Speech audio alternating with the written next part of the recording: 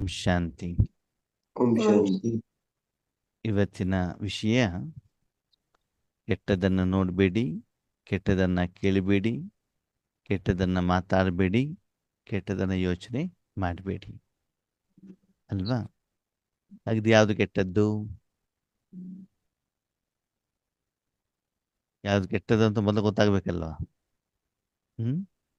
ಆತ್ಮದ ಅವನತಿಗೆ ಯಾವ್ದು ಕಾರಣ? ಆತ್ಮದ ಅಕೌಂಟಲ್ಲಿ ಯಾವುದು ಮೈನಸ್ ಆಗತ್ತೋ, ಆತ್ಮಕ್ಕೆ ಯಾವುದು ದುಃಖ ಕೊಡತ್ತೋ, ಆತ್ಮದ ಅಕೌಂಟಲ್ಲಿ ವಿಕರ್ಮವಾಗತ್ತೋ, ಆತ್ಮಕ್ಕೆ ತೊಂದರೆ, ದುಃಖ, ಕಷ್ಟ, ಪರಿಸ್ಥಿತಿ, ವಿಘ್ನಗಳನ್ನು ತಂದು ಹಾಕತ್ತೋ, ಯಾವುದಲ್ಲಿ ವಿಕಾರ ತುಂಬಿದೆಯೋ, ಯಾವುದಲ್ಲಿ ರಾವಣ ಮಾಯೆ ಇದ್ದಾನೋ ಅದೆಲ್ಲ ಯಾವುದು ಕೆಟ್ಟದ್ದು. ಅದನ್ನು ನಾವೇನು ಮಾಡಬೇಕು? ಸ್ವೀಕಾರ ಮಾಡಬಾರದು ಅಲ್ವಾ? ಅದಕ್ಕೆ ತಾವು ಹೇಳಿದ್ರಿ 3 ಮಂಗಗಳನ್ನು ತೋರಿಸಿದ್ದಾರೆ. ಕೆಟ್ಟದನ್ನು ನೋಡಬಾರ್ದು, ಕೆಟ್ಟದನ್ನು ಕೇಳಬಾರ್ದು, ಕೆಟ್ಟದನ್ನು ಮಾತಾಡಬಾರ್ದು. ಸರಿ, ಹಾಗಿದ್ರೆ ಕಣ್ಣಿಗೆ ಪಟ್ಟಿ ಕಟ್ಕೊಂಡು ಹೋಗೋಣ. ಕೆಟ್ಟದನ್ನು ನೋಡಬಾರ್ದಪ್ಪ, ಅದು ಸ್ಥೂಲ ಕಣ್ಣಾಗತ್ತೆ. ಕಿವಿಗೆ ಹತ್ತಿ ಹಾಕೊಂಡು ಹೋಗೋಣ, ಕೇಳ್ಬಾರ್ದು ತಾನೆ. ಒಂದು ಕಿವಿ ಗಟ್ಟಿ ಕಟ್ಟಿಕೊಂಡು ಹೋಗ್ಬಿಡೋದಪ್ಪ, ಆಗತ್ತಾ? ಇಲ್ಲ ಇಲ್ಲ. ಬಾಯಿಗೆ ಟೇಪ್ ಹಚ್ಕೊಂಡು ಹೋಗೋಣ? ಇಲ್ಲ ಇಲ್ಲ. ಅದಕ್ಕೆ ಬಾಬಾ ಹೇಳ್ತಾರೆ, ಮಕ್ಕಳೇ ನಿಮ್ಗೆ 2 ಮುಖ ಇದೆ, ಒಂದು ಆತ್ಮದ ಮುಖ, ಇನ್ನೊಂದು ಶರೀರದ ಮುಖ. ಅದಕ್ಕೆ ಒಂದು ಬಾಬಾ ಸುಂದರವಾದ ಉದಾಹರಣೆಯನ್ನು ಕೊಡ್ತಾನೆ. ನೀವು ಬಾಬನ ಮಕ್ಕಳು ಅಂತ ನಿಮ್ಮ ರಿಲೇಷನ್ ಅವ್ರಿಗೆ ಗೊತ್ತಿಲ್ಲ, ಸರಿ? ಅವರ ಮನೆಗೆ ಹೋಗ್ತೀರಾ. ಅವ್ರು ಹೋದಾಗ ಅವ್ರು ಒಳ್ಳೆ ಆಲೂಗಡ್ಡೆ ಬೋಂಡ ಕೊಡ್ತಾರೆ. ಏನ್ ಕೊಡ್ತಾರೆ? ಆಲೂಗಡ್ಡೆ ಬೋಂಡದಲ್ಲಿ ಈರುಳ್ಳಿ ಬೆಳ್ಳುಳ್ಳಿ ಹಾಕಿದ್ದಾರೆ. ಪ್ರೀತಿಯಿಂದ ನೀವು ಬರ್ತೀರಾ ಅಂತ ಬಿಟ್ಟು ಅವರು ಮಾಡಿದ್ದಾರೆ. ಓಕೆ, ಸರಿ. ಅವರು ಕೊಟ್ಟಾಗ ಅದನ್ನು ಸ್ವೀಕಾರ ಮಾಡಬೇಕು, ಮಾಡಬಾರದು?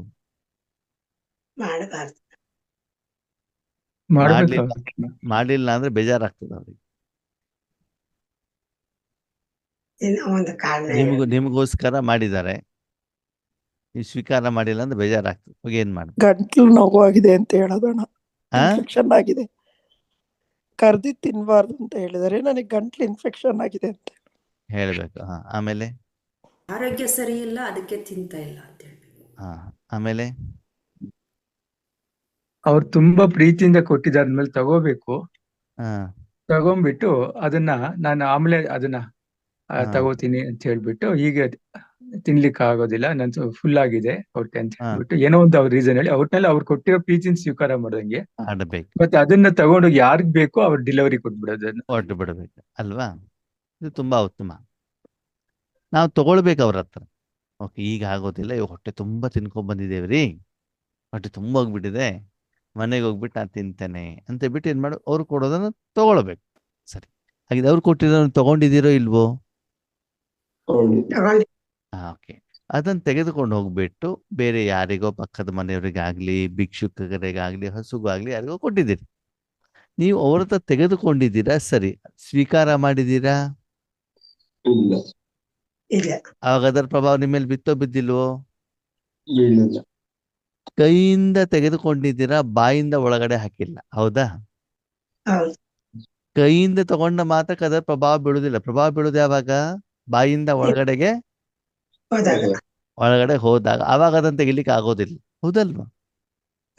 ಹಾಗೆ ಆತ್ಮೀಯರೇ, ಪ್ರಪಂಚದಲ್ಲಿರುವಂತ ಘಟನಾವಳಿಗಳನ್ನ, ಪಾತ್ರವನ್ನ ನಾವು ಕಣ್ಣಿಂದ ನೋಡಬೇಕಾಗ್ತದೆ. ಅವ್ರು ಕೇಳಿರುವಂತ ಮಾತನ್ನ ಕೇಳಬೇಕಾದಂತ ಕೆಲವೊಂದ್ಸಲ ಅನಿವಾರ್ಯತೆ ಬರ್ತದೆ. ಆದರೆ ಅದರ ಮಧ್ಯದಲ್ಲಿ ಮನಬುದ್ಧಿ ಅಂತ ಒಂದಿದೆಯಲ್ಲ, ಅಲ್ಲಿ ನಾವು ಫಿಲ್ಟರ್ ಮಾಡ್ಬೇಕು. ಅಲ್ಲೇನ್ ಮಾಡ್ಬೇಕು? ಫಿಲ್ಟರ್ ಮಾಡ್ಬೇಕು ಅಲ್ವಾ? ಮಾರ್ಕೆಟಿಗೆ ಹೋದಾಗ ಚೆನ್ನಾಗಿರೋ ಮಾವಿನ ಹಣ್ಣು ಸಿಗ್ತದೆ, ಕೊಳ್ತೋಗಿರೋದು ಸಿಗ್ತದೆ ಅಲ್ವಾ? ಆಲೂಗಡ್ಡೆ ಜೊತೆಗೆ ಸಿಪ್ಪೆನೂ ಸಿಗ್ತದೆ, ಮಣ್ಣು ಸಿಗ್ತದೆ. ಅದೇ ಮನೆಗೆ ಬಂದ ಮೇಲೆ ಅದನ್ನ ಕ್ಲೀನ್ ಮಾಡಿ ಯಾವ್ದನ್ನ ಅಡಿಗೆ ಮಾಡಬೇಕು, ಯಾವ್ದನ್ನ ಬಿಸಾಕ್ಬೇಕು ಅಂತ ನಮ್ಗೇನಾಗಿರ್ಬೇಕು? ಗೊತ್ತಿರಬೇಕು. ನಾನ್ ತೆಗೆದುಕೊಂಡಿದ್ದು ಶರೀರದಿಂದ ಆತ್ಮದವರೆಗೆ ಹೋಗ್ಬೇಕು ಅಂತ ಮಧ್ಯದಲ್ಲಿ ಏನಿದೆ? ಮನ ಬುದ್ಧಿ ಸಂಸ್ಕಾರ ಇದೆ. ಏನಿದೆ? ಮನಬುದ್ಧಿ ಸಂಸ್ಕಾರ ಇಲ್ಲದೇನೆ ಆತ್ಮದವರೆಗೆ ಹೋಗ್ಬಿಟ್ಟು ತಲುಪಲಿಕ್ಕೆ ಅದು ಆಗೋದಿಲ್ಲ. ಹೌದಾ? ಅವಾಗ ಅಲ್ಲಿ ನಾನೇನ್ ಮಾಡ್ಬೇಕು, ಫಿಲ್ಟ್ರೇಷನ್ ಅನ್ನ ಮಾಡ್ಬೇಕಾಗ್ತದೆ. ಫಿಲ್ಟ್ರೇಷನ್ ಮಾಡ್ಬಿಟ್ಟು ಯಾವುದು ಬೇಕು ಅದನ್ನ ಮಾತ್ರ ಎಲ್ಲಿ ಕಳಿಸ್ಬೇಕು ಅಲ್ವಾ? ಚಿಕ್ಕ ಮಕ್ಕಳಿಗೆ ಯಾರೋ ಚಾಕ್ಲೇಟ್ ಕೊಟ್ರೆ ಚಾಕ್ಲೇಟ್ ಜೊತೆಗೆ ಮೇಲ್ಗಡೆ ಕವರ್ ಕೂಡ ಇರ್ತದೆ, ಹೌದಾ? ಆ ಕವರ್ ತೆಗೆದು ತಿನ್ಬೇಕು ಅಂತ ಆ ಮಗು ಗೊತ್ತಿರೋದಿಲ್ಲ. ಅದ ತಾಯಿ ಏನ್ ಮಾಡ್ಬೇಕಾಗತ್ತೆ, ಕವರ್ ತೆಗೆದು ಬಿಸಾಕಿ ಚಾಕ್ಲೇಟ್ ಅನ್ನು ಮಾತ್ರ ಮಗು ಕೊಡ್ಬೇಕಾಗತ್ತಲ್ವಾ? ಯಾರಾದ್ರೂ ಏನಾದ್ರು ಒಂದು ವಸ್ತುವನ್ನು ಕೊಟ್ರೆ ಅಮ್ಮ ಏನ್ ಮಾಡ್ತಾರೆ, ತಾನು ತಿಂದು ನೋಡ್ತಾಳೆ, ಇದ್ರ ಉಪ್ಪು ಹುಳಿ ಖಾರ ಏನಾದ್ರು ಇದೆಯಾ ನೋಡ್ಬಿಟ್ಟು ಆಮೇಲೆ ಏನ್ ಮಾಡ್ತಾರೆ, ಮಗು ಕೊಡಿಸ್ತಾರಲ್ವಾ? ಹಾಗೆ ಆತ್ಮೀಯರೇ, ಯಾವುದೇ ವಿಷಯವನ್ನ ನಾನು ಹೊರಗಡೆ ಪ್ರಪಂಚದಿಂದ ತೆಗೆದುಕೊಳ್ಬೇಕಾದ್ರೆ ಅವರು ಕೊಟ್ಟ ತಕ್ಷಣದಲ್ಲಿ ಅದನ್ನ ಸ್ವೀಕಾರ ಮಾನಸಿಕವಾಗಿ ಮಾಡಬಾರದು. ಅದು ಶ್ರೀಮತದ ಅನುಸಾರ ಇದೆಯಾ, ಕರೆಕ್ಟ್ ಆಗಿದೆಯಾ, ಆರೋಗ್ಯಕರವಾಗಿದೆಯಾ ಹೇಳೋದನ್ನ ಚೆಕ್ ಮಾಡಿ ಆಮೇಲೆ ಏನ್ ಮಾಡಬೇಕು, ಸ್ವೀಕಾರ ಮಾಡಬೇಕು. ಸರಿ, ಒಪ್ಕೊಳ್ಳೋಣ. ಬೇರೆಯವ್ರು ಕೊಟ್ಟಿರೋದನ್ನ ನಾನು ಚೆಕ್ ಮಾಡಿಬಿಟ್ಟು ತಗೊಳ್ಬೇಕು. ನೀವು ಬೇರೆಯವ್ರು ಕೊಡಬೇಕಾದ್ರೆ ಚೆಕ್ ಮಾಡಿ ಕೊಡಬೇಕಾ? ಇಲ್ಲ. ನಾನು ಹೇಳಿದ ಪ್ರಶ್ನೆ ಸರಿಯಾಗಿ ಅರ್ಥ ಮಾಡ್ಕೊಳ್ಳಿ. ಬೇರೆಯವ್ರು ನಿಮ್ಮನ್ನ ಸಿಟ್ಟು ಮಾಡಿದ್ರು, ಬೇರೆಯವ್ರು ನಿಮ್ಮನ್ನ ಏನ್ ಮಾಡಿ ಸಿಟ್ಟು ಮಾಡಿದ್ರು. ಆಗ ಸಿಟ್ಟಿನ ಪ್ರಭಾವದಲ್ಲಿ ನಾವು ಬರಬೇಕು, ಬರಬಾರ್ದು? ಬರಬಾರದು. ಅಂದ್ರೆ ಏನ್ ಮಾಡ್ಬೇಕು? ಅಂದ್ರೆ ನಮ್ಮ ಆ ಸ್ಥಿತಿ ಸರಿಯಾಗಿ ಶೀತಲತೆಯನ್ನ ನಾವು ಕೊಡ್ಬೇಕಣ್ಣ. ಇವಾಗ ಚಿಕ್ಕ ಮಕ್ಳು ಏನ್ ಮಾಡ್ತಾರೆ ಗೊತ್ತಾ, ಪಕ್ಕದ ಮನೆ ಏನಾದ್ರು ಆಂಟಿ ಕೊಟ್ರು ಏನಾದ್ರು ಕೊಟ್ರು ತಗೊಂಡು ಬಂದ್ಬಿಟ್ಟು ಅಮ್ಮನ ಕೈಲಿ ಕೊಡ್ತಾರೆ. ಓಕೆ, ಅಮ್ಮ ವಾಪಸ್ ಕೊಟ್ರೆ ಮಾತ್ರ ಅವ್ರು ಏನ್ ಮಾಡ್ತಾರೆ, ಸ್ವೀಕಾರ ಮಾಡಿ. ಯಾವಾಗ? ಅಮ್ಮ ಕೊಟ್ಟಾಗ. ಕೊಟ್ಟಾಗ. ಚಿಕ್ಕವರಿದ್ದಾಗ. ಹ್ಮ್. ಚಿಕ್ಕವರಿದ್ದಾಗ ಸ್ವಲ್ಪ ದೊಡ್ಡವ್ರು ಆಗ್ತಾ ಆಗ್ತಾ ಆಗ್ತಾ ಹೋದಾಗ ಏನಾಗ್ತದೆ, ಅಮ್ಮನಿಗೆ ಕೇಳೋದೇ ಇಲ್ಲ ಯಾರು, ಬಿಡ್ತಾರೆ, ತಿನ್ಕೊಂಡು ಬಂದ್ಬಿಟ್ಟು ಆಮೇಲೆ ಹೇಳ್ತಾರೆ ಅಲ್ವಾ? ಹಾಗೆ ನಮ್ಮ ಜೀವನದಲ್ಲಿ ಆದ್ಮೇಲೆ ಏನೇ ಘಟನಾವಳಿಗಳಾಗ್ಲಿ, ಯಾರು ಹೊಗಳಲ್ಲಿ ತೆಗಳಲ್ಲಿ ನಿಂದನೆ ಮಾಡ್ಲಿ, ಕ್ರೋಧ ಮಾಡ್ಲಿ, ಆ ವಿಷಯವನ್ನ ತಂದ್ಬಿಟ್ಟು ನಾವ್ ಯಾರ ಎದುರುಗಡೆಗೆ ಇಡಬೇಕು ಅಲ್ವಾ? ಈಗ ನಿಮ್ಮಮ್ಮ ನಿಮ್ ಕೈಲಿ ಜಾಮೂನು ಕೊಟ್ಟಿದ್ದಾರೆ, ಯಾಕೆ ಕೊಟ್ಟಿದ್ದಾರೆ? ತಿನ್ನೋದಿಕ್ಕೆ. ಪಕ್ಕದ ಮನೆ ಒಯ್ದ್ಬಿಟ್ಟು ಕೊಡು ಅಂತ ಕೊಟ್ಟಿದ್ದಾರೆ. ಯಾಕೆ ಕೊಟ್ಟಿದ್ದಾರೆ? ಪಕ್ಕದ ಮನೆ ಒಯ್ದು ಕೊಡು ಅಂತ ಕೊಟ್ಟಿದ್ದಾರೆ. ಸರಿ, ಜಾಮೂನ್ ತಗೊಂಡು ಪಕ್ಕದ ಮನೆಗೆ ಹೋದ್ರಿ. ಪಕ್ಕದ ಮನೆಗೆ ಹೋದಾಗ ಆ ಪಕ್ಕದ ಮನೆ ಆಂಟಿ ಜಾಮೂನ್ ತಗೊಂಡು ಇನ್ನೊಂದೇನೋ ಕೊಡ್ತಾರೆ. ಏನ್ ಮಾಡ್ಬೇಕು?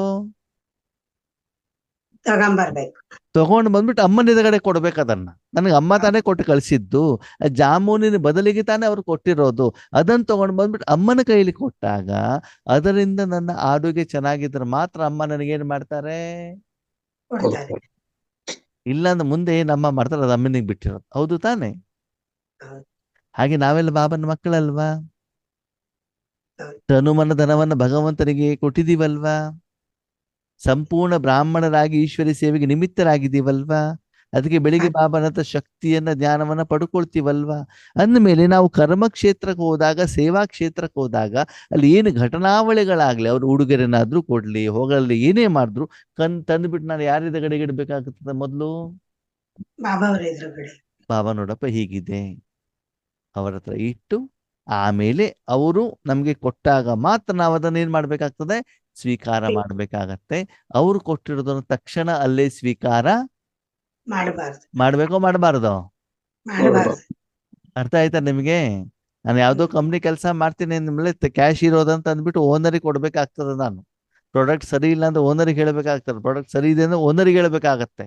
ಆಮೇಲೆ ಎಲ್ಲ ಮಾಡಿದ್ಮೇಲೆ ಅವ್ರು ಕೊಟ್ಟಿರೋ ಸಂಬಳ ಯಾರ ತಗೊಳ್ಬೇಕು? ನಾನು ತಗೊಳ್ಬೇಕು ನಾನು, ಯಾಕಂದ್ರೆ ನನಗೆ ಅಪಾಯಿಂಟ್ಮೆಂಟ್ ಕೊಟ್ಟಿರೋದು ಅಲ್ಲಿ ತಾನೆ. ಹಾಗೆ ಆದ್ಮೇಲೆ ನಿಮ್ಮ ಜೀವನದಲ್ಲಿ ಚೆಕ್ ಮಾಡ್ಕೊಳ್ಳಿ, ಏನೇ ಘಟನಾವಳಿಗಳಿದ್ರೂ ಕೂಡ ಸ್ಥೂಲವಾಗಿ ಸೂಕ್ಷ್ಮವಾಗಿ ಭಗವಂತನ ಎದುರುಗಡೆಗೆ ಇಟ್ಬಿಟ್ಟು ನೀವು ತಗೊಳ್ತಾ ಇದ್ದೀರಾ? ಬ್ರಹ್ಮಭೋಜನ ಸಿಗ್ತದೆ, ಹೌದು, ಇವತ್ತು ನನಗೆ ಈಶ್ವರಿ ಸೇವೆ ಮಾಡಿದಕ್ಕೆ ಸಿಕ್ಕಿರುವಂತ ಬ್ರಹ್ಮಭೋಜನ.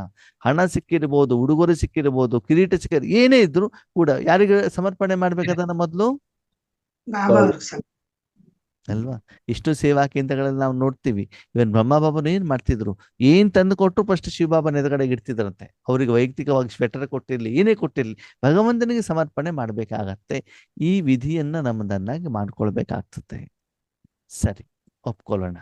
ಬೇರೆಯವರಿಂದ ನಾವು ಅದನ್ನ ತಂದಾಗ, ನಾವು ಕೆಲವೊಂದ್ಸಲ ಹೊರಗಡೆಯಿಂದ ಅಡಿಗೆ ತಂದಾಗ ಬಿಸಿ ಮಾಡ್ಬಿಟ್ಟು ಊಟ ಮಾಡ್ತೀವಲ್ವಾ? ಹಾಗೇನೆ ಬೇರೆಯವರಿಂದ ಬಂದ್ಬೇಕಾದ್ರೆ ನಾವು ಅದನ್ನ ತಂದೆ ಎದುರುಗಡೆ ಇಟ್ಬಿಟ್ಟು ನಾನೇನ್ ಮಾಡ್ಬೇಕು, ಪರಿಶುದ್ಧ ಮಾಡಿ ಸ್ವಚ್ಛ ಮಾಡಿ ಸ್ವೀಕಾರ ಮಾಡಬೇಕು. ಯಾಕಂದ್ರೆ ನಾನು ಆರೋಗ್ಯವಾಗಿರ್ಬೇಕು, ಒಪ್ಕೊಳ್ಳೋಣ. ನಿಮ್ಮತ್ತಿರೋದನ್ನ ಬೇರೆಯವರು ಕೊಡಬೇಕಾದ್ರೆ ಆವಾಗ ನಾವು ಡೈರೆಕ್ಟ್ ಆಗಿ ಕೊಡಬೇಕು, ಅಲ್ಲೋ ಫಿಲ್ಟರ್ ಮಾಡಬೇಕು. ಫಿಲ್ಟರ್ ಮಾಡೇ ಕೊಡ್ಬೇಕಣ್ಣ. ಯಾಕೆ? ಅಲ್ಲ, ನಮ್ಮ ಹತ್ರ ನಾವು ಕೊಡೋದ್ ಚೆನ್ನಾಗಿದ್ರೆ ಫಿಲ್ಟರ್ ಮಾಡೋ ಅಗತ್ಯ ಇಲ್ಲ. ಅದ್ರಲ್ಲೂ ಏನ್ ಚೆನ್ನಾಗಿಲ್ಲ ಅಂದ್ರೆ ಫಿಲ್ಟರ್ ಮಾಡೇ ಕೊಡ್ಬೇಕು. ಚೆನ್ನಾಗಿದೆಯೋ ಇಲ್ಲ ಅಂತ ಹೆಂಗ್ ಗೊತ್ತಾಗ್ತದೆ? ನಮ್ಗ್ ಗೊತ್ತಾಗಲ್ಲ. ನಮ್ಗೆ ಗೊತ್ತಾಗತ್ತಾ? ನಮ್ಮ ಲೆಕ್ಕದಲ್ಲಿ ನಮ್ಮ ಹತ್ರ ಇರೋದೆಲ್ಲ ಚೆನ್ನಾಗಿರೋದೇನೆ. ಯಾವ್ದಾದ್ರು ವ್ಯಕ್ತಿ ಸಿಟ್ಟು ಮಾಡ್ತಾ ಇದ್ದಾಗ ತಾನು ಮಾಡಿ ತಪ್ಪು ಅಂತ ಹೇಳ್ತಾನ? ಹೇಳಲ್ಲ. ಶುದ್ಧ ಮಾಡಿ ಸರಿ ಮಾಡೇ ಅಂತ. ಕೊಡ್ಬೇಕು. ಆ ಶುದ್ಧ ಮಾಡಿ ಫಿಲ್ಟರ್ ಮಾಡೇ ಕೊಡ್ಬೇಕು. ಯಾಕೆ ಫಿಲ್ಟರ್ ಮಾಡ್ಬೇಕು? ಅಕಸ್ಮಾತ್ ಏನಾದ್ರೂ ಚೆನ್ನಾಗಿಲ್ದಲೇ ಇರೋದಿದ್ರೆ ಅಂತ. ಫಿಲ್ಟರ್ ಯಾಕೆ ಮಾಡಬೇಕು ಅಂತಂದ್ರೆ, ಇನ್ನೂ ನಮ್ಮ ಹತ್ರ ರಾವಣ ಸಂಸ್ಕಾರ ಇದೆ. ಇದೆಯೋ ಇಲ್ವೋ? ಇದೆ. ಇದೆ. ಇದೆ ತಾನೆ? ಐತೆ. ರಾವಣನ ಸಂಸ್ಕಾರ ಇದೆ ಅಂತಂದ್ಮೇಲೆ ಬೇರೆಯವ್ರು ಕೊಡ್ಬೇಕಾದ್ರೆ ಏನ್ ಮಾಡ್ಬೇಕಾಗ್ತದ? ಅದನ್ನ ಫಿಲ್ಟರ್ Filter ಮಾಡ್ಬೇಕು. ಫಿಲ್ಟರ್ ಮಾಡ್ಬಿಟ್ಟು ಕೊಟ್ಟಾಗ, ಇವಾಗ ನಿಮ್ಮ ಹತ್ರ ಏನೋ ಒಂದು ವಸ್ತು ಇದೆ, ಅದನ್ನ ಒಯ್ದ್ಬಿಟ್ಟು ಅಮ್ಮನ ಕೈಲಿ ಕೊಟ್ರೆ ಆ ಅಮ್ಮ ಏನ್ ಮಾಡ್ತಾರೆ, ಆ ಮಾವಿನ ಹಣ್ಣು ಕೊಳ್ತೋಗಿದ್ದಿದ್ರೆ ಕೊಳ್ತೋಗಿರೋದೆಲ್ಲ ತೆಗೆದು ಒಳ್ಳೇದನ್ನ ಮಾತ್ರ ಕಟ್ ಮಾಡ್ಬಿಟ್ಟು ನಿಮ್ಗೂ ಕೊಡ್ತಾರೆ, ಮತ್ತೆ ಬೇರೆಯವ್ರಿಗೂ. ಕೊಡ್ತಾರೆ. ಅಂದರೆ ನಾನು ಬೇರೆಯವರಿಗೆ ಕೊಡಬೇಕಾದ್ರೂ ಕೂಡ ನನ್ನಲ್ಲಿ 63 ಜನ್ಮದ ದೇಹದ ಸಂಸ್ಕಾರ ಇರುವಂತ ಕಾರಣದಿಂದ ಅಲ್ಲೂ ಕೂಡ ಏನ್ ಮಾಡ್ಬೇಕಾಗ್ತದೆ? ಫಿಲ್ಟರ್ ಮಾಡ್ಬೇಕಾಗತ್ತೆ. ಓಕೆ, ಆದ್ಮೇಲೆ ನಿಮ್ಗೊಂದು ಪ್ರಶ್ನೆ. ಓಕೆ, ಬೇರೆಯವ್ರದನ್ನ ಕೆಟ್ಟದನ್ನ ನಾವು ಸ್ವೀಕಾರ ಮಾಡಬಾರ್ದು ಅಂತ ಬಾಬಾ ಹೇಳ್ತಾರೆ, ಹೌದಾ? ಸರಿ, ಬಾಬಾ ಏನ್ ಹೇಳ್ತಾರೆ, ಮಕ್ಕಳ ಎದುರುಗಡೆ ಇರೋದನ್ನ ಆತ್ಮ ಅಂತ ನೋಡಿ ಅಂತ ಹೇಳ್ತಾರೆ. ಏನ್ ಹೇಳ್ತಾರೆ? ಎದುರುಗಡೆ ಆತ್ಮ ನೋಡ್ರಿ ಅಂತ ಹೇಳ್ತಾರೆ. ನಮ್ಗೆ ಇವಾಗ ಆತ್ಮ ಕಾಣತ್ತೋ ಶರೀರ ಕಾಣತ್ತೋ? ಸರಿ. ಅಂದ್ಮೇಲೆ ನಾವಿನ್ನೂ ಪವಿತ್ರ ಆಗಿಲ್ಲ ಅಂತ ತಾನೇ ಅರ್ಥ. ಹೌದು. ನಮ್ಮಲ್ಲಿ ಇನ್ನೂ ವಿಕಾರ ಇದೆ ಅಂತ ತಾನೇ ಅರ್ಥ. ಹೌದು. ಬೇರೆಯವರೆಲ್ಲ ಕಡಿಮೆತನ ಕಾಣ್ತಾ ಇದೆ, ಅದನ್ನ ಮನಸ್ಸಲ್ಲಿ ಇಟ್ಕೊಳ್ತೀವಿ, ಅದನ್ನ ಬೇರೆಯವರಿಗೆಲ್ಲ ವರ್ಣನೆ ಮಾಡ್ತೀವಿ ಅಂತಂದ್ರೆ ಇನ್ನೂವರೆಗೂ ನನ್ನ ಕಣ್ಣು ಇನ್ನೂ ಶುದ್ಧ ಆಗಿಲ್ಲ. ಯಾವ ಕಣ್ಣು? ಸ್ಥೂಲ ಕಣ್ಣು. ಮನಸ್ಸಿನ ಕಣ್ಣು, ಸ್ಥೂಲ ಕಣ್ಣಲ್ಲ. ಮನಸ್ಸಿನ ಕಣ್ಣು ಇನ್ನೂ ಏನಾಗಿಲ್ಲ, ಶುದ್ಧವಾಗಿಲ್ಲ. ಅದಕ್ಕೆ ಶರೀರ ಕಾಣುತ್ತೆ, ಶರೀರದ ಮೇಲೆ ಬಟ್ಟೆ ಕಾಣುತ್ತೆ, ಬಂಗಾರ ಕಾಣುತ್ತೆ, ಕಡಿಮೆತನಗಳು ಕಾಣುತ್ತೆ, ಸುಧನು ಇರ್ಬೋದು ಬಿಡಿ. ನೋಡಿ, ಸ್ಥೂಲ ಕಣ್ಣು ಸರಿಯಾಗಿ ಕಾಣಲಿಲ್ಲ ಅಂದ್ರೆ ಡೈರೆಕ್ಟ್ ಆಗಿ ಡಾಕ್ಟರ್ ಹತ್ರ ಹೋಗ್ತೀವಿ, ಅದಕ್ಕೆ ಆಪರೇಷನ್ ಮಾಡ್ಕೊಳ್ತೀವಿ, ಡ್ರಾಪ್ಸ್ ಹಾಕೊಳ್ತೀವಿ, ಏನೊಂದು ಮಾಡ್ಕೊಂಡ್ಬಿಡ್ತೀವಿ ಕ್ಲೀನಾಗಿ ಕಂಡಿಲ್ಲ ಅಂತಂದ್ರೆ. ಆದ್ರೆ ಮನಸ್ಸಿನ ಕಣ್ಣು ಮೊದಲು ಅನಾರೋಗ್ಯವಾಗಿದೆ, ಅದು ಸರಿ ಇಲ್ಲ ಅಂತ ನಾವೇನ್ ಮಾಡೋದಿಲ್ಲ, ಒಪ್ಕೊಳ್ಳೋದಿಲ್ಲ. ನಾನು ಮಾಡಿದ್ದೆಲ್ಲ ಸರಿ ಇದೆ ಅಂತಾನೆ ನಾವೇನ್ ಮಾಡ್ತಾ ಹೋಗ್ತೀವಿ, ಅದೇ ರೀತಿ ನಡೆಯುವಂತ ಪ್ರಯತ್ನವನ್ನ ನಾವು ಮಾಡ್ತಾ ಇರ್ತೀವಿ. ಅದಕ್ಕಾಗಿ ಬಾಬಾ ಹೇಳುದು, ಮಕ್ಕಳೇ ಮೊದಲು ಚೆಕ್ ಮಾಡ್ಕೊಳ್ಳಿ. ನಿಮ್ಮ ಮನೇಲಿ ಕಸ ಇದ್ರೆ ಜನರಿಗೆ ನೀವು ಕಸ ತಾನೇ ಕೊಡ್ತೀರಾ ಅಲ್ವಾ? ಅದಕ್ಕೆ ಮನೆಯನ್ನ ಮತ್ತು ಮನವನ್ನ ಯಾವಾಗ್ಲೂ ಕೂಡ ಹೇಗೆ ಇಟ್ಕೊಳ್ಬೇಕು? ಸ್ವಚ್ಛವಾಗಿ ಇಟ್ಕೊಳ್ಬೇಕು. ಅದಕ್ಕಾಗಿ ಬಾಬಾ ಹೇಳ್ತಾರೆ, ಪ್ರತಿಯೊಬ್ಬರಲ್ಲೂ ಒಳ್ಳೆಯದು ಇದೆ, ಪ್ರತಿಯೊಬ್ಬರಲ್ಲೂ ಕೆಟ್ಟದ್ದು ಇದೆ. ನಿಮ್ಮಲ್ಲಿ ಕೆಲವೊಬ್ರು ಏನ್ ಹೇಳಿದ್ರು, ಬೇರೆಯವರನ್ನ ನಾವು ಸಾಕ್ಷಿ ರೂಪದಲ್ಲಿ ನೋಡ್ಬೇಕು ಅಂತ ಹೇಳಿದ್ರಿ, ಹೌದಾ? ಹೇಗೆ ನೋಡ್ಬೇಕು? ಸಾಕ್ಷಿ ರೂಪದಲ್ಲಿ. ಯಾವಾಗ ಯಾವಾಗ ಅವ್ರು ತಪ್ಪು ಮಾಡ್ತಾ ಇದ್ರೆ ಸಾಕ್ಷಿ ರೂಪದಲ್ಲಿ ನೋಡಿ. ಅವ್ರು ಒಳ್ಳೆ ವಿಷಯ ತಿಳಿಸ್ತಾ ಇದ್ರೆ ಅವಾಗ ಸಾಕ್ಷಿ ನೋಡ್ಬೇಕು, ಅದನ್ನ ಸ್ವೀಕಾರ ಮಾಡ್ಬೇಕು. ಸ್ವೀಕಾರ ಮಾಡ್ಬೇಕು. ಎಲ್ಲಾ ಟೈಮ್ನಲ್ಲಿ ಸಾಕ್ಷಿ ಸ್ಥಿತಿ ಅಲ್ವಲ್ಲ. ಹೌದು. ನಮಗೆ ಅದರಿಂದ ದುಃಖ ಬರ್ತಾ ಇದೆ, ತೊಂದರೆ ಬರ್ತಾ ಇದೆ ಅಂದ್ರೆ ಅವಾಗ ನಾವೇನು ಸಾಕ್ಷಿ ಮಾಡ್ಬೇಕು. ಓಕೆ, ದಾರಿಯಲ್ಲಿ ಹೋಗ್ತಾ ಇದ್ದೀರಿ, ಸರಿ, ಆಲೂಗಡ್ಡೆ ಅಲ್ಲ ಇದು ಈರುಳ್ಳಿ 100 ರೂಪಾಯಿ 3 kg. ಅವಾಗ ಏನ್ ಮಾಡ್ಬೇಕು? 100 ರೂಪಾಯಿ 4 kg ಕೊಡಲ್ವಾ ಅಂತ ಕೇಳ್ಬೇಕು, ಕೇಳಬಾರ್ದು? ಕೇಳಬಾರ್ದು. ಯಾಕೆ? ನಮ್ಗೆ ಅಗತ್ಯ ಇಲ್ವಲ್ಲ. ನಿಮ್ಗೆ ಸಂಬಂಧ ಇಲ್ಲ. ಅದು ನೀವು ನೋಡಿದಿರಿ 100 ರೂಪಾಯಿ 3 kg ಅಂತ ಗೊತ್ತು, ಅಷ್ಟೇ ಬಿಟ್ರೆ ಅಲ್ಲಿ ಹೋಗ್ಬಿಟ್ಟು ನಿಮ್ ಮುಂದಿನ ಎನ್ಕ್ವೈರಿಯನ್ನು ನೀವೇನ್ ಮಾಡಿಲ್ಲ, ಮಾಡಿ. ಅದೇ ಟೊಮೆಟೊ ಹಣ್ಣಾಗಿದ್ದಿದ್ರೆ ಬೇಕು, ಅವಾಗ ನಾನೇನ್ ಮಾಡ್ಬೇಕಾಗ್ತದೆ? ಕೇಳಬೇಕಾಗ್ತದೆ. 4 kg ಕೊಡ್ತೀಯಾ, 5 kg ಕೊಡ್ತೀಯಾ, ಕೇಳಬೇಕಾಗ್ತದೆ ಅವಾಗ. ಅಂದ್ರೆ ಯಾವ ವಿಷಯ ನನಗೆ ಅನಗತ್ಯನೋ, ಯಾವ್ದಿಂದ ವಿಕರ್ಮ ಆಗತ್ತೋ ಅದರಲ್ಲಿ ಆ ಸಮಯದಲ್ಲಿ ಆ ಕ್ಷಣದಲ್ಲಿ ನಾನೇನಾಗ್ಬೇಕು? ಸಾಕ್ಷಿ. ಅದನ್ನ ನಾನು ಮನಸ್ಸನ್ನು ಇಡಬಾರದು. ಬೇಕಾಗಿರುವಂತ ವಿಷಯದಲ್ಲಿ ತುಂಬಾ ಮನಬುದ್ಧಿಯನ್ನು ಇಡಬೇಕು. ಬಾಬಾ ಮುರಳಿ ನುಡಿಸ್ತಾ ಇದ್ದಾರೆ, ಅವಾಗ ಸಾಕ್ಷಿ ಆಗ್ಬೇಕೋ ಆಗ್ಬಾರ್ದು? ಆಗ್ಬಾರ್ದು. ಏನ್ ಆಗ್ಬಾರ್ದು. ಮಾಡ್ಬೇಕು ಅವಾಗ? ಸ್ವೀಕಾರ ಮಾಡಿದ ಸ್ವೀಕಾರ ಮಾಡಬೇಕು. ಏನ್ ಹೇಳ್ತಾ ಇದಾರೆ ಅದನ್ನ ಅವಾಗ ಸಾಕ್ಷಿ ಆಗೋದಲ್ಲ, ನಾಲ್ಗೆ ಮೇಲೆ ಇಟ್ಬಿಟ್ಟು ಚಪ್ಪರಿಸಿ ತಿನ್ಬೇಕು. ಹೇಗೆ ಇಷ್ಟು ಸಣ್ಣ ಟೀಯನ್ನು ಸುರ್ರ ಮಾಡ್ಕೊಂಡು ಕುಡಿತೀರಲ್ಲ, ಸ್ವಲ್ಪ ಸ್ವಲ್ಪ ಸ್ವಲ್ಪ ಸ್ವಲ್ಪ ಮಾಡ್ಕೊಂಡು ಒಳ್ಳೆ ರುಚಿ ನೋಡ್ತಿರಲ್ಲ, ಐಸ್ ಕ್ರೀಮ್ ತಿಂತೀವಲ್ಲ, ಹಾಗೆ ಒಂದೊಂದು ಶಬ್ದವನ್ನ ಅನುಭವಿಸಿ ಅನುಭವಿಸಿ ಅನುಭವಿಸಿ ಏನ್ ಮಾಡ್ಬೇಕಾಗ್ತದೆ, ನಾವು ಸ್ವೀಕಾರ ಮಾಡ್ಬೇಕಾಗ್ತದೆ. ಅದಕ್ಕಾಗಿ ಯಾವ ವಿಷಯವನ್ನ ಎಲ್ಲಿ ಹೇಗೆ ಮಾನಸಿಕವಾಗಿ ಧಾರಣೆ ಮಾಡಬೇಕು ಹೇಳುವಂತ ಅರಿವು, ಶಿಕ್ಷಣ, ಜ್ಞಾನ, ಅನುಭವ ನಮ್ಮಲ್ಲಿ ಇರಬೇಕಾಗ್ತದೆ ಆತ್ಮೀಯರೇ. ಅದಕ್ಕಾಗಿ ಕೆಟ್ಟದನ್ನು ನೋಡಬಾರ್ದು ಅಂತಂದ್ರೆ ಅಂತ ವಿಷಯ ಬಂದಾಗ ತಮ್ಗೆಲ್ಲ ಗೊತ್ತು, ದಾರಿಯಲ್ಲಿ ಹೋಗ್ತಾ ಇರ್ಬೇಕಾದ್ರೆ ದುರ್ವಾಸನೆ ಬಂದ್ರೆ ಮೂಗು ಏನ್ ಮಾಡ್ತೀವಿ ನಾವು? ಮುಚ್ಚುವಂತ. ಕ್ಲೋಸ್ ಮಾಡ್ಕೊಳ್ತೇವೆ. ಯಾಕಂದ್ರೆ ಆ ದುರ್ವಾಸನೆ ನನಗೇನು ಕೊಡುತ್ತೆ? ತೊಂದರೆ ಕೊಡ್ತದೆ ಅಲ್ವಾ? ಪಟಾಕಿ ಹೊಡಿತಾ ಇದಾರೆ, ಏನ್ ಮಾಡ್ತೀರಿ? ಹಿಂಗ್ ಮಾಡ್ಕೊಳ್ತೀವಿ ತಾನೆ. ಮಳೆ ಬರ್ತಾ ಇದೆ, ಛತ್ರಿ ಹಾಕೊಳ್ತೀವಿ ತಾನೆ. ಅದಕ್ಕೆ ಬಾಬಾ ಹೇಳ್ತಾರೆ, ಶರೀರದ ಇಂದ್ರಿಯಗಳಿಗೆ ಇಷ್ಟೆಲ್ಲ ಮಾಡ್ತೀರಾ, ಅದರ ಮನಬುದ್ಧಿ ಸಂಸ್ಕಾರ ಹೇಳುವಂತ ಸೂಕ್ಷ್ಮ ಇಂದ್ರಿಯ ಮತ್ತು ಆತ್ಮಕ್ಕೂ ಕೂಡ ಏನ್ ಕೊಡಬೇಕಾಗ್ತದೆ? ಅಂತ ಸಂದರ್ಭದಲ್ಲಿ ರಕ್ಷಣೆಯನ್ನ ಕೊಡಬೇಕಾಗ್ತದೆ. ಆ ರಕ್ಷಣೆಯನ್ನ ಕೊಡುವಂತ ವಿಧಾನಕ್ಕೆ ಹೇಳ್ತಾರೆ, ಕೆಟ್ಟದನ್ನ ನೋಡಬೇಡಿ, ಕೆಟ್ಟದನ್ನ ಕೇಳಬೇಡಿ, ಕೆಟ್ಟದನ್ನ ಮಾತಾಡಬೇಡಿ, ಕೆಟ್ಟ ಸಂಕಲ್ಪವನ್ನು ಮಾಡಬೇಡಿ. ಅಂದ್ರೆ ಆತ್ಮೀಯರೇ, ಬಾಬಾ ಹೇಳೋದು ಒಂದೇ ವಿಷಯ, ಈ ಪ್ರಪಂಚದಲ್ಲಿ ಎಷ್ಟು ಕೆಟ್ಟದಿದೆಯೋ ಅಷ್ಟು ಒಳ್ಳೆಯದು ಇದೆ. ಇದು ಎಲ್ಲೋ ಇದೆ ಪ್ರತಿಯೊಂದು ಆತ್ಮನಲ್ಲೂ ಒಳ್ಳೇದಿದೆಯೋ ಇಲ್ವೋ?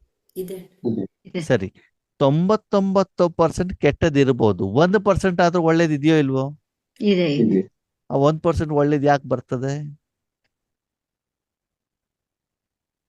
99% ಕೆಟ್ಟದ್ದು ಯಾಕೆ ಬಂತು ಆಮೇಲೆ ನೋಡೋಣ. 1% ಒಳ್ಳೇದು ಯಾಕೆ ಬರ್ತದೆ ಆತ್ಮನಲ್ಲಿ? ವಿಶೇಷವಾಗಿ ಆತ್ಮನ ಬಗ್ಗೆ ಮಾತಾಡ್ತಿರೋದು.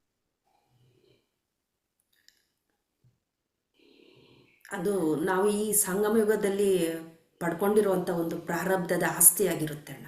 ನಿಮ್ಮ ಹತ್ರ ಅಂತ ನಾನು ಹೇಳಿಲ್ಲ, ಯಾವುದೇ ಆತ್ಮನ ಹತ್ರ, ಅದು ಯಾವುದೇ ಬಾಬಾ- ಆತ್ಮನ.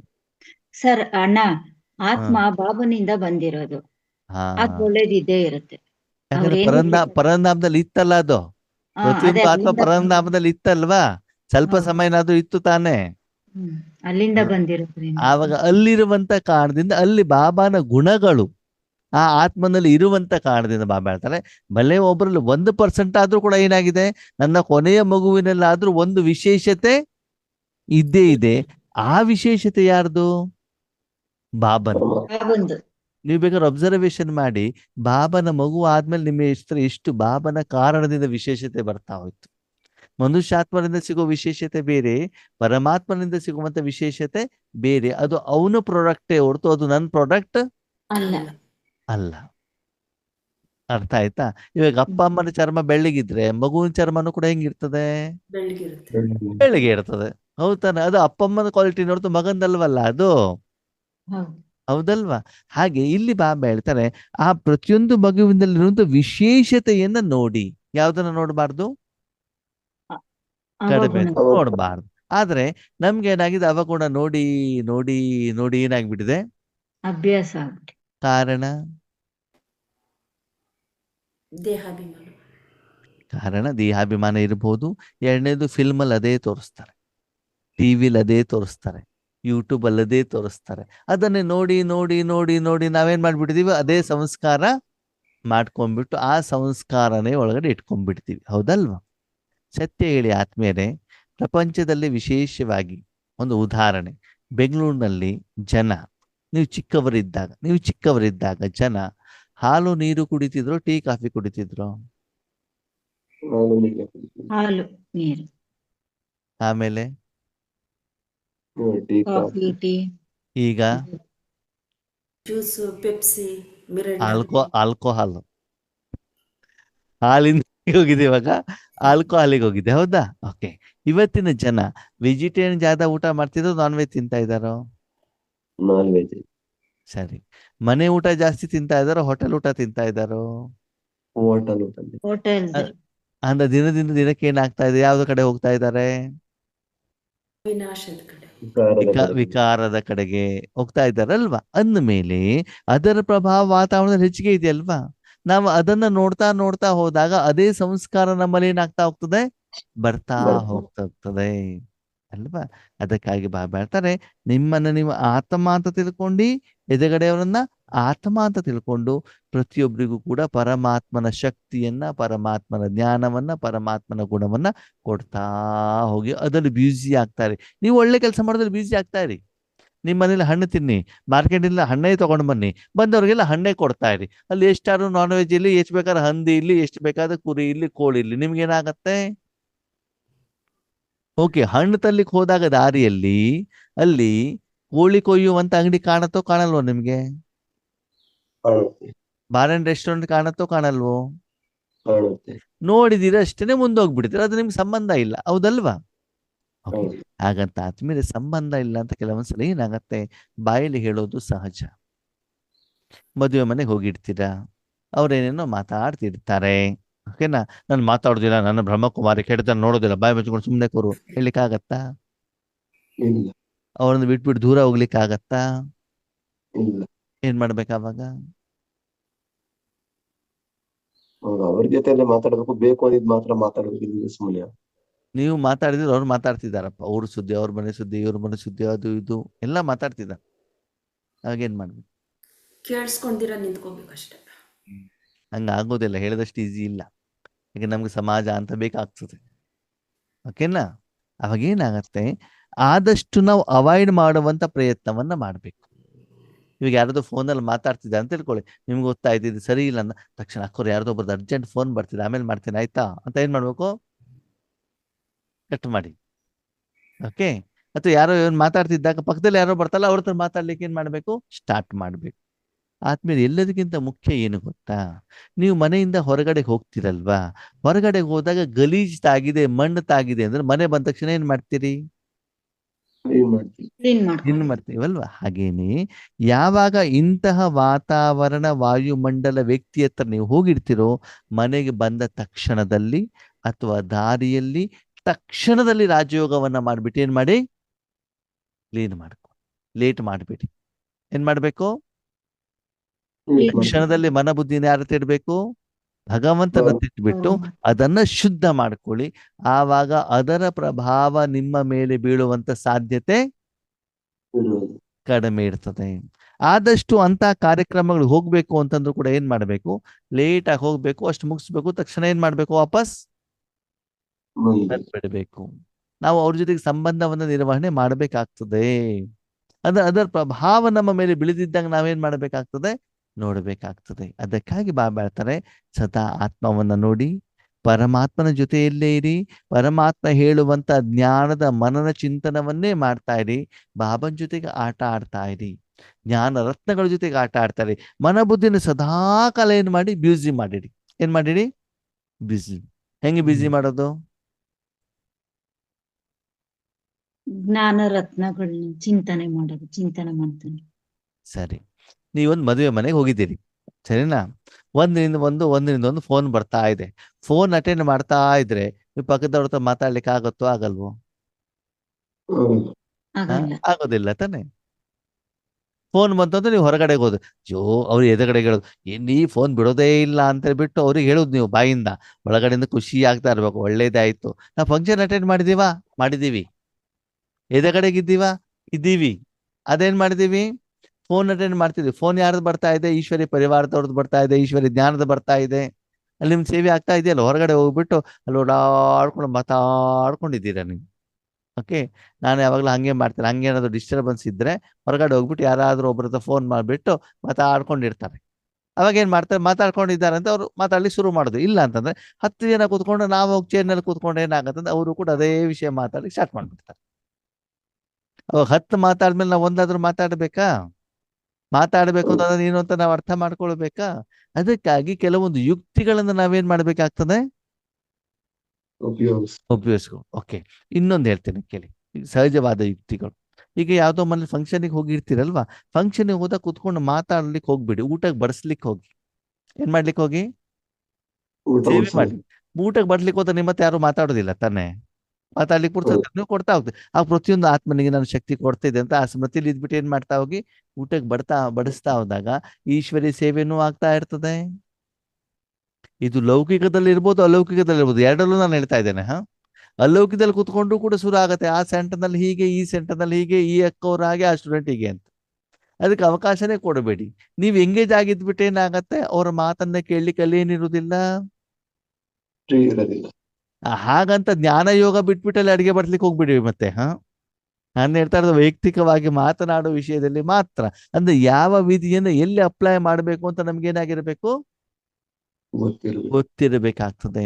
ಸ್ಥೂಲವಾಗಿ ಸೂಕ್ಷ್ಮವಾಗಿ ನಾವು ಎಷ್ಟು ಈಶ್ವರೀಯ ಕಾರ್ಯದಲ್ಲಿ, ಸೇವೆಯಲ್ಲಿ, ವರ್ಕ್ನಲ್ಲಿ ಬ್ಯೂಸಿ ಆಗಿರ್ತೀವೋ ಆವಾಗ ನಿಮ್ಮನ್ನ ಬೇರೆಯವರು ಡಿಸ್ಟರ್ಬ್ ಮಾಡುವಂತ ಸಾಧ್ಯತೆಗಳು ತುಂಬಾ ಕಡಿಮೆ ಇರ್ತವೆ. ನೀವು ಯಾವಾಗ ಒಬ್ಬಂಟಿ ಆಗ್ಬಿಡ್ತೀರೋ ಅದಕ್ಕೆ ಹೇಳ್ತಾರೆ ಎಂಟಿ ಮೈಂಡ್ ಇಸ್ ಡೆವಿಲ್ಸ್ ಹೋಮ್ ಅಂತ. ಖಾಲಿ ಮನಸ್ಸು ಭೂತದ ಮನೆ ಅಂತ. ಏನಾಗ್ಬಿಡ್ತದೆ ಅವಾಗೆಲ್ಲ ಜನ ರಾವಣ ನಿಮ್ಮನ್ನೇನ್ ಮಾಡ್ಬಿಡ್ತಾರೆ, ಮುತ್ತಿಗೆ ಮಾಡ್ಲಿಕ್ಕೆ ಬಂದ್ಬಿಡ್ತಾನೆ. ನೀವು ಬೇಕಾದ್ರೆ ಅಬ್ಸರ್ವೇಷನ್ ಮಾಡಿ ಆದ್ಮೇಲೆ, ಫುಲ್ ಕೆಲಸದಲ್ಲಿ ಬ್ಯೂಸಿ ಇದ್ದಾಗ ನಿಮ್ಗೆ ಹೊಟ್ಟೆ ಹಸಿವಾಗಿದ್ದು ಗೊತ್ತಾಗತ್ತಾ? ಇಲ್ಲ, ಗೊತ್ತಾಗಲ್ಲ. ಖಾಲಿ ಕೂತ್ಕೊಂಡಾಗ ಗೊತ್ತಾಗುತ್ತೆ. ಹೊಟ್ಟೆ ಕಡೆ ಗಮನ ಹೋದಾಗ ಏನಾಗತ್ತೆ, ಏನಾದ್ರು ಮಾಡ್ಕೊಂಡು ತಿನ್ಬೇಕು ಅಂತ ಅನಿಸ್ತಾ ಇರ್ತದೆ ಅಲ್ವಾ? ಎಷ್ಟು ತಿಂದ್ರು ಕೂಡ ಒಂದು 10 ನಿಮಿಷ ಹೊಟ್ಟೆ ಖಾಲಿ ಅಲ್ಲಪ್ಪ ಅಂತ ಅನ್ಸುತ್ತೆ. ಹಾಗೆ ಮನಸ್ಸು ಬುದ್ಧಿಯನ್ನು ಸದಾ ಕಾಲ ಬಾಬನ ಜೊತೆಲಿ ಎಂಗೇಜ್ ಮಾಡಿ ಇಟ್ಕೊಂಡಾಗ, ಸದಾ ಕೊಡುವಂತ ಭಾವವಿದ್ದಾಗ, ಸ್ವಪರಿವರ್ತನೆ ಕಡೆ ಗಮನ ಇದ್ದಾಗ, ನಮ್ಮಲ್ಲಿರುವಂತ ಸಂಸ್ಕಾರವನ್ನು ನಾವು ಶುದ್ಧ ಮಾಡಬೇಕು. ಇನ್ನೊಂದು ಆತ್ಮೀಯರೇ, ನಮ್ಮ ಜೀವನದಲ್ಲಿ ಬೇರೆಯವ್ರನ್ನ ಸರಿ ಮಾಡೋದ್ರಲ್ಲಿ ನಾವು ತುಂಬಾ ಬುದ್ಧಿವಂತರು ಅಲ್ವಾ? ಬೇರೆಯವ್ರ ಮನೆ ಹೋಗ್ಬಿಟ್ಟು ನೋಡಿ, ಇಲ್ಲಿ ಜೇಡ್ರ ಬಲ ಇದೆ, ಹಂಗಿದೆ ಹಿಂಗಿದೆ ಹೇಳ್ತಾರೆ. ನಮ್ಮ ಮನೆಯಲ್ಲಿ ಏನಾಗಿರ್ತದೆ, ಮಾವಿನ ಹಣ್ಣನ್ನ ಸಿಪ್ಪೆ ತೆಗೆದು 1 ವಾರದಿಂದ ಹಂಗೆ ಇರ್ತದೆ, ಅದನ್ನ ತೆಗೆದು ಬಿಸಾಕಿರೋದಿಲ್ಲ. ಅದರ ಬಗ್ಗೆ ನಾವು ಯೋಚನೆ ಮಾಡೋದಿಲ್ಲ. ಅದಕ್ಕಾಗಿ ವಿಶೇಷವಾಗಿ ನನಗೆ ಸಿಟ್ಟು ಬಂತ, ಯಾಕೆ ಬಂದು ಚೆಕ್ ಮಾಡ್ಕೊಳ್ಳಿ. ನನ್ನಲ್ಲಿ ಏನು ಕಡಿಮೆತನ ಇದೆ ಚೆಕ್ ಮಾಡ್ಕೊಳ್ಳಿ. ಯಾರೂ ಕೂಡ ಪರಿಪಕ್ವ ಆಗಿಲ್ಲ ಅಲ್ವಾ? ಸ್ವಚಿಂತನವನ್ನ ಮಾಡಿ, ಸ್ವಪರಿವರ್ತನವನ್ನ ಮಾಡಿ. ಆವಾಗ ಕೆಟ್ಟದನ್ನ ನೋಡೋದು, ಕೆಟ್ಟದನ್ನ ಕೇಳೋದು, ಕೆಟ್ಟದನ್ನ ಮಾತಾಡೋದು ಕಡಿಮೆ ಆಗತ್ತೆ. ಅದಕ್ಕಾಗಿ ಬಾಬಾ ಹೇಳ್ತಾರೆ, ನೋಡೋದಿದ್ರೆ ಆತ್ಮವನ್ನ ನೋಡಿ, ಆತ್ಮದಲ್ಲಿ ಪವಿತ್ರವಾದ ಆತ್ಮವನ್ನ ನೋಡಿ. ಎಷ್ಟು ಶರೀರ ನೋಡ್ತಾ ಹೋಗ್ತಿರೋ, ಶರೀರ ನೋಡಿದ್ರೂ ತಪ್ಪಿಲ್ಲ ಆತ್ಮೀಯರೇ, ಅದು ಆ ಶರೀರದಲ್ಲಿರುವಂತ ವಿಕಾರದ ಭಾವನೆ ಬರಬಾರದು, ಸಹೋದರ ಸಹೋದರಿಯ ಭಾವನೆ ಬರಬೇಕು ಅಲ್ವಾ? ಅದಕ್ಕಾಗಿ ಬಾಬಾ ಹೇಳ್ತಾರೆ, ಆತ್ಮವನ್ನು ನೋಡುದು ಈ ಸ್ಥೂಲ ಶರೀರದ ಕಣ್ಣಿನಿಂದ ನೋಡ್ಲಿಕ್ಕೆ ಆಗೋದಿಲ್ಲ, ಮನಸ್ಸಿನ ಕಣ್ಣಿನಿಂದ ನೋಡ್ಬೇಕಾಗ್ತದೆ. ಮತ್ತು ಆ ಆತ್ಮಕ್ಕೆ ಬೇಕಾಗಿರೋದನ್ನು ಕೊಡೋದ ಕಡೆ ಗಮನವನ್ನು ಕೊಡ್ತಾ ಹೋಗಿ. ಓಕೆ, ನಿಮ್ಮ ಮನೆಯಿಂದ ನಿಮ್ಗೆ ಬೇಕಾಗಿರುವಂತ ಆಹಾರವನ್ನ ನೀವು ತೆಗೆದುಕೊಂಡು ಹೋದ್ರೆ ಹೊರಗಡೆ ಯಾವುದೇ ಆಹಾರ ನಿಮ್ಗೆ ಬೇಕು ಅಂತ ಅನ್ಸೋದಿಲ್ಲ. ಹೌದು ಅಲ್ವೋ? ನೀವು ತಗೊಂಡೋಗಿದ್ದೀರಿ, ಊಟ ತಗೊಂಡೋಗಿದ್ದೀರಾ, ಬಟ್ಟೆ ತಗೊಂಡೋಗಿದ್ದೀರಾ, ಟೊಮೆಟೊ ಎಲ್ಲಾನು ತಗೊಂಡೋಗಿದ್ದೀರಿ. ಅವಾಗ ಯಾರ ಮೇಲೂ ನೀವು ಅಲ್ಲಿ ಡಿಪೆಂಡ್ ಆಗುವಂತ ಅನಿವಾರ್ಯತೆ ಬರೋದಿಲ್ಲ. ಯಾವಾಗ ಯಾವ್ದನ್ನು ಮಿಸ್ ಆಗ್ಬಿಟ್ಟು ಹೋಗಿದ್ದೀರೋ ಅವಾಗ ನೀವು ಬೇರೆಯವ್ರ ಮೇಲೆ ಏನಾಗ್ಬೇಕಾಗ್ತದೆ? ಯಾರಿಗೆ ನಾಲ್ಗೆ ರುಚಿ ತಿನ್ಬೇಕು ಅಂತ ಅನ್ಸತ್ತೋ ಅವ್ರಿಗೆ ಮದುವೆ ಮನೆಗೆ ಹೋಗ್ಬೇಕು ಅಂತ ಅನ್ಸತ್ತೆ. ಯಾರಿಗೆ ಶರೀರ ಸುಂದರ ಮಾಡಬೇಕು ಅಂತ ಅನ್ಸತ್ತೋ ಅವ್ರಿಗೆ ಹೊಸ ಹೊಸ ಮಾರ್ಕೆಟ್ ಅಲ್ಲಿ ಯಾವ್ಯಾವ ಬ್ರ್ಯಾಂಡಿನ ಬಟ್ಟೆಗಳು ಬಂದಿದ್ದಾವೆ ನೋಡ್ಬೇಕು ಅಂತ ಅನ್ಸುತ್ತೆ. ಯಾರ್ಯಾರಿಗೆ ಒಳ್ಳೆ ಬಂಗಾರ ಧರಿಸ್ಬೇಕು ಅಂತ ಮನಸ್ಸಿರತ್ತೋ ಯಾವ್ಯಾವ ಡಿಸೈನಿಂದ ನೆಕ್ಲೆಸ್ಗಳು ಬಂದಿದ್ದಾವೆ ಅಂತ ಗೊತ್ತಿರ್ತವೆ, ಅದರ ಕಡೆ ಗಮನ ಹೋಗ್ತದೆ. ಅಂದ್ರೆ ನಮಗೆ ಏನು ಆಸಕ್ತಿ ಇದೆಯೋ ಅದರ ಅನುಸಾರ ಅದನ್ನು ಪಡ್ಕೊಳ್ಳಿಕ್ಕೆ ಮನಸ್ಸು ಹೊರಗಡೆಗೆ ಹೋಗತ್ತೆ ಆತ್ಮೀಯರೇ. ಹಾಗಂತ ನಾನು ಬಾಬನ ಮಗು ಮನೇಲಿ ಮಾತಾಡ್ತೇನೆ ಹೊರಗಡೆ ಹೋಗೋದೇ ಇಲ್ಲ, ಹಂಗ ಆಗೋದಿಲ್ಲ. ಹೊರಗಡೆ ಹೋಗ್ಬೇಕಾಗತ್ತೆ. ಬಾಬಾ ಹೊರಗಡೆ ಹೋಗ್ಬಾರ್ದು ಅಂತ ಹೇಳಿದಾರ? ಮದುವೆ ಮನೆಗೆ ಹೋಗ್ಬಾರ್ದು ಅಂತ ಹೇಳಿದಾರ? ಕಲರ್ ಡ್ರೆಸ್ ಹಾಕೊಳ್ಬೇಡಿ ಅಂತ ಹೇಳಿದಾರ? ಇಲ್ಲವಲ್ಲ. ಆದರೆ ಹೊರಗಡೆ ಹೋದ್ರೂ ಕೂಡ ಅದರ ಪ್ರಭಾವ ನಿಮ್ಮ ಮೇಲೆ ಬೀಳಬಾರ್ದು. ಮನಬುದ್ಧಿ ಸಹಿತ ಆತ್ಮವನ್ನ ಫುಲ್ ಪ್ರೊಟೆಕ್ಷನ್ ಮಾಡಿಕೊಂಡು ಹೋದಾಗ ಕೆಟ್ಟದ್ದು ನಿಮ್ಗೆ ಕಣ್ಣಿಗೆ ಕಾಣ್ತಾ ಇದ್ರು ಕೂಡ ಅದರ ಪ್ರಭಾವ ಮನಸ್ಸಿನ ಮೇಲೆ ಬೀಳುವುದಿಲ್ಲ. ಯಾರ್ದು ಕೆಟ್ಟದ್ದು ಹೇಳ್ತಾ ಇದ್ರು ಅದರ ಪ್ರಭಾವ ಮನಸ್ಸಿನ ಮೇಲೆ ಬೀಳುವುದಿಲ್ಲ. ಎಷ್ಟೋ ಸಲ ಆತ್ಮೀಯರೇ, ನಾವು ಈಶ್ವರಿ ಸೇವೆ ಹೋದಾಗ್ಲೂ ಕೂಡ ಎದುರುಗಡೆಯಿಂದ ಹಿಂದ್ಗಡೆಯಿಂದ ಬಾಯಿಗೆ ಬಂದಾಗ ಲೌಕಿಕಕ್ಕಿಂತ ಹೆಚ್ಚಿಗೆ ಬೈತಾರೆ. ಅದು ನಾವು ಸಿಟ್ಟು ಮಾಡುವಂಗಿಲ್ಲ. ಯಾಕೆ ಹೇಳಿ? ಸ್ಪೀಕರ್ ಅಲ್ವಾ, ನಾವೇ ಸಿಟ್ ಮಾಡ್ಬಿಟ್ರೆ ಅವಾಗ ಹೆಂಗಾಗ್ಬಿಡ್ತದೆ? ಲೌಕಿಕದಾದ್ರೆ ಟಕ್ ಅಂತ ರಿಯಾಕ್ಷನ್ ಮಾಡ್ಬಿಡ್ಬೋದು, ಇಲ್ಲಿ ರಿಯಾಕ್ಷನ್ ಮಾಡುವಂಗಿಲ್ಲ. ಅವಾಗ ಅವ್ರು ಹೇಳಿರೋದನ್ನ ನಾವೇನ್ ಮಾಡ್ಬೇಕಾಗ್ತದೆ? ಕೇಳ್ಬೇಕಾಗತ್ತೆ. ಅದಕ್ಕೆ ನಾನು ಏನು ಫಾರ್ಮುಲಾ ಮಾಡಿದ್ದೀನಿ ಅಂತಂದ್ರೆ, ಯಾರು ನಿಂದನೇನಾದ್ರೂ ಮಾಡ್ಲಿ, ಯಾರು ಹೊಗಳಲಿ, ಸೀದಾ ಹೋಗ್ಬಿಟ್ಟು ಅಪ್ಪನ ಎದುರುಗಡೆಗೆ ಇಟ್ಬಿಡೋದು. ನೋಡಪ್ಪ ಇದು ಹಿಂಗೆ. ಬೆಸ್ಟ್ ಫಾರ್ಮುಲಾ ಏನು ಅಂತಂದ್ರೆ, ಬೆಳಗಿಂದ ರಾತ್ರಿವರೆಗೆ ಏನು ಮಾಡ್ತೀಯ ಅದ್ ನೀನೇ ಮಾಡ್ತೀಯ, ಅದು ಅವನಿಗೆ ಒಪ್ಸ್ಬಿಡೋದು. ಏನು ಬಂದು ಅವನ ಎದುರುಗಡೆಗೆ ಇಡೋದು. ಇದು ಯಾಕೆ ಹಿಂಗೆ ಅಂತ ನಾನು ಕೇಳ್ತೇನೆ. ಅವಾಗ ಅದ್ರಲ್ಲಿ ನನಗೆ ಪಾಠ ಕಲಿಸ್ತಾರೆ. ನೋಡಪ್ಪ ಇದು ಹೀಗೆ, ಈ ಪಾಠ ಕಲಿಸ್ಲಿಕ್ಕೆ ನಾನು ನಿನಗೆ ಈ ರೀತಿ ಮಾಡಿ ತೋರಿಸಿದ್ದೇನೆ, ಇದರ ಬಗ್ಗೆ ಇವತ್ತಿನ ಮುರಳಿಲಿ ನಾನು ಇದನ್ನು ಹೇಳಿದ್ದೇನೆ, ಇದು ಇದರ ಪ್ರಾಕ್ಟಿಕಲ್ ರೂಪ, ಇದನ್ನು ಈ ರೀತಿ ನೀನು ಸರಿ ಮಾಡ್ಕೊಳ್ಬೇಕು ಹೇಳೋದನ್ನ ನನಗೆ ಬಾಬಾ ಏನ್ ಮಾಡ್ತಾರೆ, ತಿಳಿಸ್ಕೊಡ್ತಾರೆ. ಯಾಕೆ ಬಾಬಾ ನಮ್ಮನ್ನ ಪ್ರಾಕ್ಟಿಕಲ್ ಆಗಿ ಮಾಡ್ಲಿಕ್ಕೆ ಅಲ್ಲಿ ತಿಳಿಸ್ಕೊಡ್ತಾರೆ? ಯಾಕಂತಂದ್ರೆ ಬಾಬಾ ಹೇಳಿರೋದು ನಮ್ಗೆ ಅರ್ಥ ಆಗಿರೋದಿಲ್ಲ, ಅದ ಕಡೆ ನಾವು ಸೀರಿಯಸ್ ಗಮನ ಕೊಟ್ಟಿರೋದಿಲ್ಲ, ಪ್ರಾಕ್ಟಿಕಲ್ ಮಾಡ್ಬಿಟ್ಟು ತೋರಿಸ್ಬೇಕಾಗ್ತದೆ. ಅದಕ್ಕಾಗಿ ಯಾವುದೇ ವಿಷಯ ಇಲ್ಲಿ ಆದ್ಮೇಲೆ ತಂದೆಯ ಎದೆಗಡೆಗಿಡೋದನ್ನ ತಿಳ್ಕೊಳ್ಳಿ. ಯಾಕೆ ಗೊತ್ತಾ? ಯಾವುದು ಸರಿ ಯಾವುದು ತಪ್ಪು ನಮ್ಗೆ ಗೊತ್ತಿದೆಯಾ? ಇಲ್ಲ. ಯಾರಿಗೆ ಗೊತ್ತಿದೆ? ಬಾಬನಿಗೆ ಗೊತ್ತಿದೆ ಅಂದ್ಮೇಲೆ ನಾವು ಅದನ್ನ ಏನ್ ಮಾಡ್ಬೇಕು? ಕೆಲವೊಂದ್ಸಲ ನೋಡಿ ಡಾಕ್ಟರ್ ಪ್ರಿಸ್ಕ್ರಿಪ್ಷನ್ ಬರ್ಕೊಡ್ತಾರೆ. ಪ್ರಿಸ್ಕ್ರಿಪ್ಷನ್ ಬರ್ದು ಕೊಟ್ಟ ಮೇಲೆ ನೀವೇನ್ ಮಾಡ್ತೀರಿ? ಮಾತ್ರೆ ಬರ್ಕೊಡ್ತಾರೆ ಡಾಕ್ಟರ್, ಏನ್ ಮಾಡ್ತೀರಿ? ತಗೊಳ್ತೀವಿ ಮೆಡಿಕಲ್ ಸ್ಟೋರ್. ಮೆಡಿಕಲ್ ಸ್ಟೋರ್ ತಗೊಂಡ್ಮೇಲೆ ಏನ್ ಮಾಡ್ತೀರಾ? ವಾಪಸ್ ಅವ್ರಿಗೆ ತೋರಿಸ್ತೀವಿ. ಹೋಗ್ಬಿಟ್ಟು ತೋರಿಸ್ತೀವಿ ತಾನೆ. ಯಾಕೆ ತೋರಿಸ್ಬೇಕು ವಾಪಸ್? ಅವ್ರು ಸರಿಯಾಗಿರೋದು ಕೊಟ್ಟಿರ್ತಾರೆ. ಮಾರ್ಕೆಟ್ ಅಲ್ಲಿ ಡೂಪ್ಲಿಕೇಟ್ ಇದೆ ಅಂತ ಅಲ್ವಾ? ಡೂಪ್ಲಿಕೇಟ್ ಇರುವಂತ ಸಾಧ್ಯತೆಗಳು ಇರ್ತಾವ. ಅವಾಗ ಡಾಕ್ಟರ್ ಇನ್ನೂ ಕೆಲವೊಂದ್ಸಲ ಡಾಕ್ಟರ್ ಹೇಳ್ತಾರೆ ತಂದ್ಬಿಟ್ಟು ತೋರಿಸ್ಬಿಟ್ಟು ಹೋಗಿ ಅಂತ ಅಲ್ವಾ? ಬ್ರ್ಯಾಂಡ್ ಹಾಗೇನೆ. ಯಾಕಂದ್ರೆ ಡಾಕ್ಟರ್ ಉದ್ದೇಶ ಏನಿರ್ತದೆ? ಕಾಯಿಲೆ ಗುಣ ಆಗ್ಬೇಕು ಅಂತ. ಅಂಗಡಿಯವರ ಉದ್ದೇಶ ಏನಿರ್ತದೆ? ಲಾಭ ಮಾಡಬೇಕು ಅಂತ ಅಲ್ವಾ? ಹಾಗೆ ನಿಮ್ಮ ಜೀವನದಲ್ಲಿ ನಡೆದಿರುವಂತ ಘಟನೆಗಳು, ನಿಮ್ಮಲ್ಲಿರುವಂತ ಸಂಸ್ಕಾರಗಳು ಹೊರಗಡೆ ಕೊಡೋದಿಲ್ಲಿ, ಹೊರಗಡೆದನ್ನ ಒಳಗಡೆ ಕೊಡೋದಿಲ್ಲ. ಏನ್ ಮಾಡ್ಬೇಕು? ಎದುರುಗಡೆಗೆ ಇಟ್ಟು ಬಿಟ್ಟು ನೀವು ಅದನ್ನ ಕೊಟ್ಟಾಗ, ಬಾಬನಿಗೆ ಹೇಳ್ಬಿಟ್ಟು ಮಾಡಿದಾಗ ನೀವು ಸುರಕ್ಷಿತವಾಗಿರ್ತೀರಿ. ಅದಕ್ಕೆ ನೀವು ಬಾಬಾ ಹೇಳೋದು ಶ್ರೀಮತ. ಏನ್ ಹೇಳ್ತಾರೆ? ಶ್ರೀಮತ್. ನಿಮ್ಮಿಂದ ಬೇರೆಯವರು ಕೊಡೋದಿದ್ರು ಶ್ರೀಮತ, ಬೇರೆಯವರಿಂದ ನೀವು ಏನ್ ತಗೊಳ್ಳೋದಿದ್ರು ಶ್ರೀಮತ. ಮಧ್ಯದಲ್ಲಿ ಯಾರಿರ್ಬೇಕು? ಪಾಪ ದಾದ ಇದ್ದಾಗ ನೀವು ಸೇಫ್ ಆಗಿರ್ತೀರಿ. ಆವಾಗ ನಿಮ್ಮ ಜೀವನದಲ್ಲಿ ಕೆಟ್ಟದಾಗುವಂಥದ್ದೆಲ್ಲ ಏನಾಗ್ತಾ ಹೋಗ್ತದೆ? ಸ್ಟಾಪ್ ಆಗ್ತಾ ಹೋಗ್ತದೆ. ಅಂತ ನಿಮ್ಮ ಜೀವನದ ಪ್ರತಿಯೊಂದು ಬದಲಾವಣೆಗೂ ಕೂಡ ಬಾಪ ದಾದ ಕಾರಣರಾಗ್ತಾರೆ. ಆವಾಗ ನಿಮ್ಮಿಂದ ಯಾವಾಗಲೂ ಒಳ್ಳೆ ಸಂಕಲ್ಪ ನಡೀತಾ ಇರ್ತದೆ. ಆದ್ಮೇಲೆ ನಿಮ್ಮನ್ನು ನಿಜವಾಗ್ಲೂ ಬದಲಾವಣೆ ಮಾಡಿದ್ದು ನಿಮ್ಮ ಶರೀರಕ್ಕೆ ಜನ್ಮ ಕೊಟ್ಟಂತ ಅಪ್ಪ ಅಮ್ಮನೋ, ನಿಮ್ಮ ಪತಿನೋ, ನಿಮ್ಮ ಮಕ್ಕಳು? ಯಾರು ಬದಲಾವಣೆ ಮಾಡಿದ್ದು? ಪಕ್ಕ ಗ್ಯಾರಂಟಿ ಅಲ್ವಾ? ಅಂದ್ಮೇಲೆ ಬಾಬನ ಮನೆ ಬಂದಾಗಲ್ವ ನಮ್ಮಲ್ಲಿ ಪರಿವರ್ತನೆ ಆಗಿರೋದು ಆತ್ಮಿಕವಾಗಿ.